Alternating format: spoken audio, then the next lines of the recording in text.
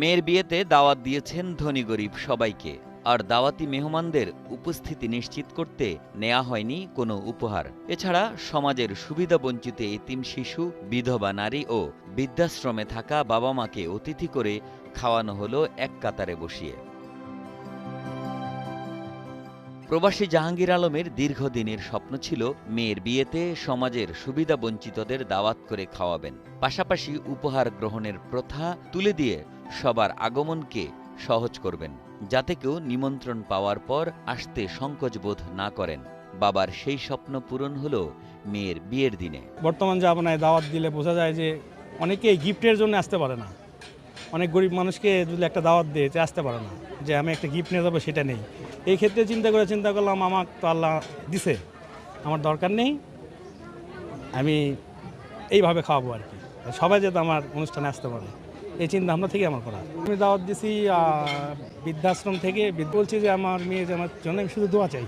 ঘটনাটি বগুড়া সদর উপজেলার চক আলম সাবগ্রাম এলাকার। মালয়েশিয়া প্রবাসী জাহাঙ্গীর আলম মঞ্জুর দ্বিতীয় মেয়ে জিম খাতুনের সঙ্গে একই উপজেলার হাসিবুর রহমানের বিয়ে সম্পন্ন হয়। মেয়ের বাবার এমন আয়োজনে খুশি ছেলের বাবাও। এখানকার যারা আছে, এই বৃদ্ধাশ্রম থেকে যারা আসছে, এতিম যারা আসছে, এরা এখানকার প্রধান মেহমান।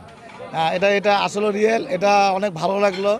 ব্যতিক্রম একটা ব্যবস্থা। আত্মীয় স্বজন, পাড়া প্রতিবেশী ও বন্ধু বান্ধবদের জন্য যেই খাবারের মেনু ছিল, ঠিক একই মেনু ছিল এতিমদের জন্যেও।